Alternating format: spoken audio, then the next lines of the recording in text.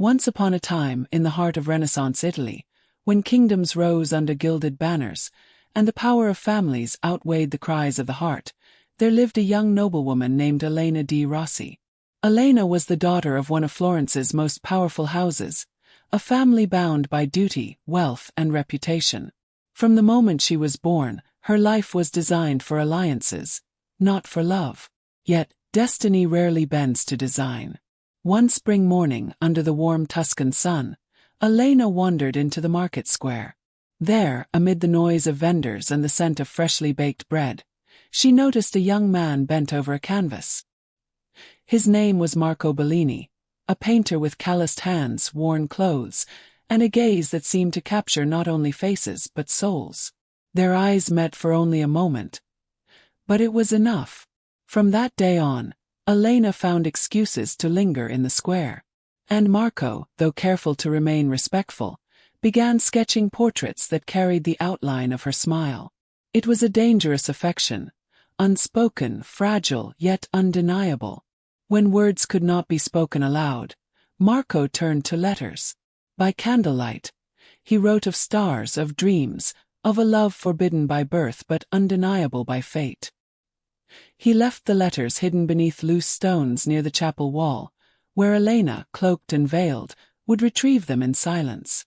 Her replies, written with trembling hands, carried her deepest secrets, the loneliness of her gilded cage, and the longing for a life chosen by love, not duty. The moon became their witness.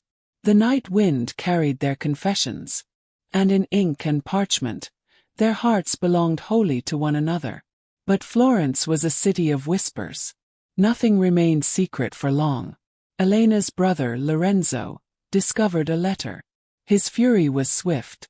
"A Rossi does not disgrace her blood with a painter," he declared. The family locked Elena within the stone walls of their estate. Guards watched her every step. The letters ceased. Silence fell like a tomb around her.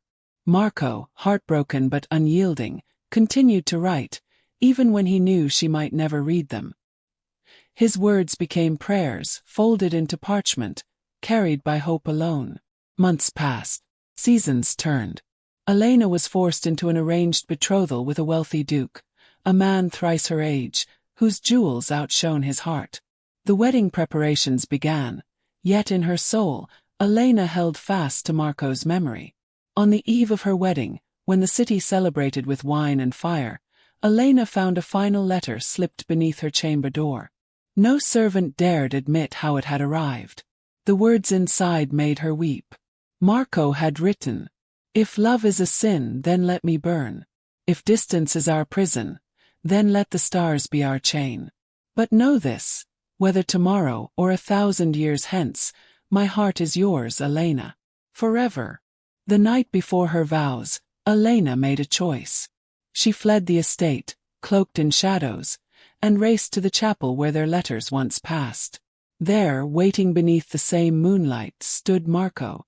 For one stolen hour they were free. They spoke not of fear nor duty, but only of love. Their hands clasped, their lips met, and for a moment time itself seemed to stop. But fate is cruel to lovers who defy it. Lorenzo and his men arrived with torches. Marco was beaten, dragged away, and cast out of Florence under threat of death. Elena was returned to her prison, and within weeks, wed to the duke she despised. Years passed. Elena wore silks, jewels, and crowns, but her heart wore chains. Marco, exiled and wandering, poured his love into paintings that carried her face, though he dared never speak her name. And yet destiny is patient. 2 decades later, when Florence celebrated a festival of art and faith, Marco returned, now a master painter, invited to present his works before nobles and priests. Elena, older, veiled, yet still radiant, walked into the hall where his paintings stood. And there, hung beneath vaulted ceilings, was a portrait of her younger self, painted entirely from memory. The crowd praised its beauty, but Elena knew. She knew every brushstroke was a love letter that time could not erase. Their eyes met once more, across a sea of candles and faces. In that instant, 20 years of silence shattered. Neither wealth nor exile, nor the cruelty of families had killed what was written in their hearts. That night, Elena and Marco met in secret, in the gardens of the Rossi estate. Their hair was silvered, their hands worn, but their love burned with the fire of youth. After years of heartbreak, of broken promises, and lives lived apart, they were together again. This time nothing, not family, not power, not distance, could part them. And so, the moon that had once watched over stolen letters now watched over a love finally reclaimed. The moonlit letter was never just ink on parchment. It was the proof that true love, though delayed, can never be denied.